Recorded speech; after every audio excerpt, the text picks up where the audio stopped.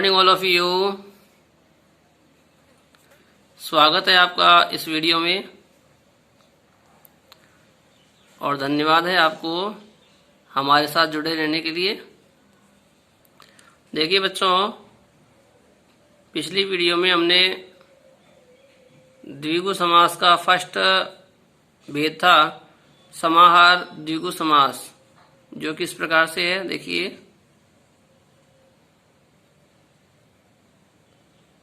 देखिए समाहार द्विगु समास जो हमने कंप्लीट कर लिया था यहाँ तक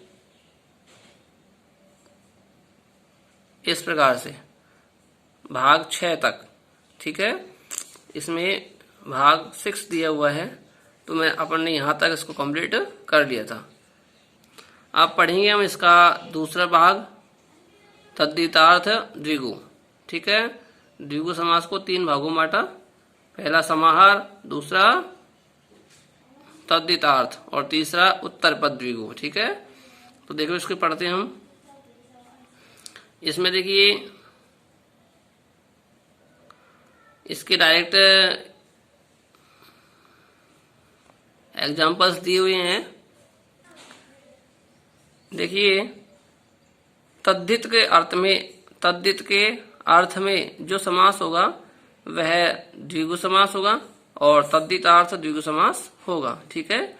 अब इसके एग्जाम्पल देख लेते हैं हम। यहाँ पर पौरवशाला है, पौरवशाला मीन्स पूर्वश्याम शालायाम भव, अर्थात यहाँ इसका समास विग्रह करेंगे हम, पूर्वश्याम शालायाम भव, ठीक है। इसके बाद देखिए द्वैमातुर दे रखा है, यहाँ द्वैमातुर में भी हम समास विग्रह करेंगे द्वयोः मात्रोः अपत्यम। यहाँ अपत्यम जो शब्द है वह संतान अर्थ में होता है, तो द्वयोः मात्रोः अपत्यम, इस प्रकार से इसका समास विग्रह हो जाएगा। इसके बाद देखिए नेक्स्ट इसका एग्जाम्पल है षाण्ण मातुरम। ये जहाँ कट रहा है यहाँ पर से षटकोण वाला है, ठीक है, और षाण्ण मातुरम है, ठीक है। तो इसका समास विग्रह किया गया है षण्णाम मातृणाम अपत्यम, षण्णाम मातृणाम अपत्यम। षण्णाम यानी 6, ठीक है, और मातृणाम में देखो यहाँ पर बड़ा ऋषि की मात्रा लगी हुई है, बड़े ऋषि की मात्रा लगाई गई है, ठीक है। इसके बाद देखिए पंच कपाल है, तो यहाँ इसका समास विग्रह किया गया है पंचसु कपालेषु संस्कृतम, ठीक है, 5 कपालों का समूह संग्रह। इसके बाद नेक्स्ट दिया हुआ है उत्तरपद द्विगु समास। यहाँ देखिए 10 ग्रह प्रविष्ट है, इसका एक ही उदाहरण है, एग्जाम्पल है। तो इसका हम समास विग्रह करेंगे दससु ग्रहेषु प्रविष्ट, 10 ग्रहों में प्रवेश करना, ठीक है। तो इस प्रकार इसका समास विग्रह होगा, ठीक है। अब देखिए कुल मिला की बात यह है कि जो प्रथम पद है उसमें संख्यावाची शब्द हो तो वहां पर द्विगु समास होता है। कुछ एग्जाम्पल्स को छोड़कर सभी में द्विगु समास होता है। तो आज की वीडियो में हम द्विगु समास का जो प्रकरण है वह यहाँ पर पूरा करेंगे और प्रकरण पूरा होने के बाद नेक्स्ट जो समास है उसको हम पढ़ेंगे आज। इस तत्पुरुष के 2 भेद हैं, एक तो कर्मधारय समास और दूसरा द्विगु समास। तो इट मीन्स हम यह भी कह सकते हैं कि तत्पुरुष समास का जो प्रकरण है वह यहाँ पर आकर के फिनिश होता है, या फिर इस प्रकार कह सकते हैं कि द्विगु समास का जो प्रकरण है वह यहाँ पर आकर फिनिश होता है। तो अब बेटा इसके आगे हम अगला समास द्वंद्व समास पढ़ेंगे। तो आइए चलते हैं द्वंद्व समास की ओर। यहाँ हमारा द्वंद्व समास दिया गया है। अब द्वंद्व समास के बारे में हम जान लेते हैं। देखिए इसका सूत्र नंबर फर्स्ट है चय अर्थे द्वंद्व। अर्थात च के अर्थ में द्वंद्व समास होता है। च का अर्थ होता है और, जैसे राम और श्याम, सीता और गीता, तन्वी और स्नेहा, कुछ भी कह सकते हैं हम। तो जहाँ पर और का अर्थ जुड़ा हुआ हो वहाँ पर द्वंद्व समास होता है।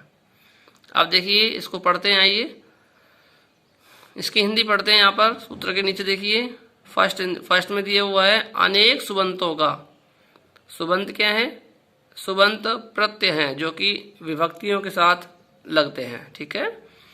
तो अनेक सुबंतों का च के अर्थ में वर्तमान में जो समास होता है उसे द्वंद्व समास कहते हैं। कहने का अर्थ यही हुआ कि च का अर्थ निकलना चाहिए, ठीक है। इसके बाद सेकंड वाला देखिए, च अर्थे, जो चार थे है, यह चार अर्थ में होता है। चार अर्थ में मतलब कैसे कैसे? एक तो समुच्चय वाला, एक अनवाच्य, एक इतरेतर और फोर वाला समाहार। ये सब क्या है?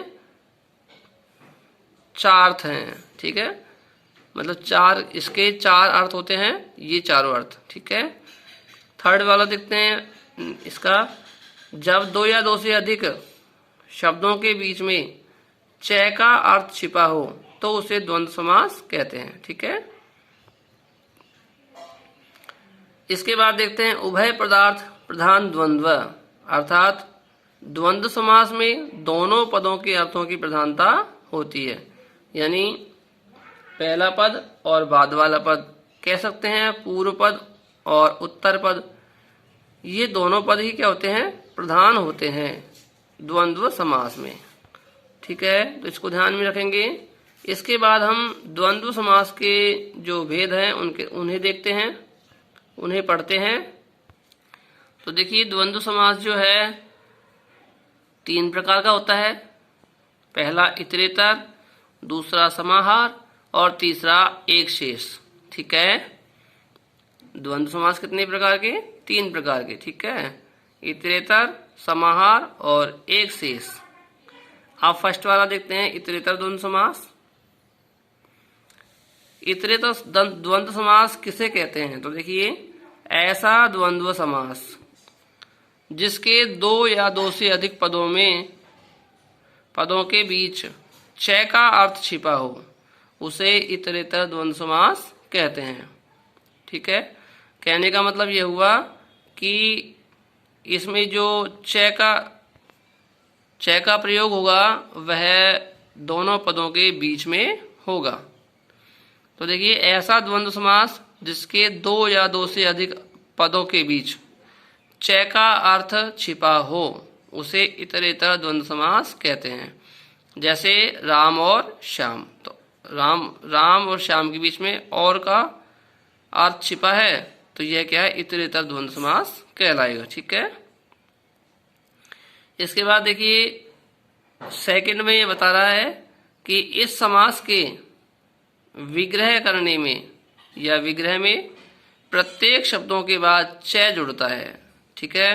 द्वंद्व समास में हम द्वंद्व समास का विग्रह करेंगे शब्दों का, तो वहां पर प्रत्येक शब्द के बाद च जुड़ जाएगा, ठीक है। इसके बाद थर्ड देखते हैं,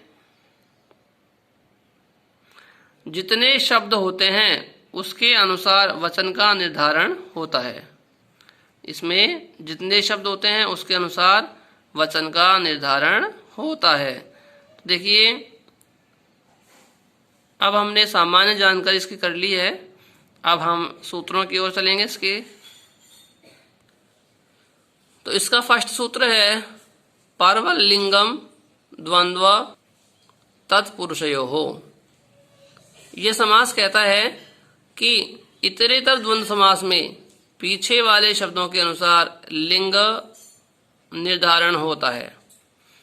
पीछे वाले शब्दों के अनुसार क्या होता है? लिंग का निर्धारण होता है। तो देखिए यहाँ एग्जाम्पल्स दिए गए हैं। पीछे वाला शब्द अर्थात बाद वाला उत्तर पद, ठीक है। यहाँ दिया हुआ है मयूरी कुक्कुटऊ, ठीक है, मयूरी कुक्कुटऊ। तो जो कुक्कुट शब्द है उसके अनुसार इसका लिंग निर्धारण होगा। और यदि यही उल्टा हो जाए, कुक्कुट मयूर्यौ, तो फिर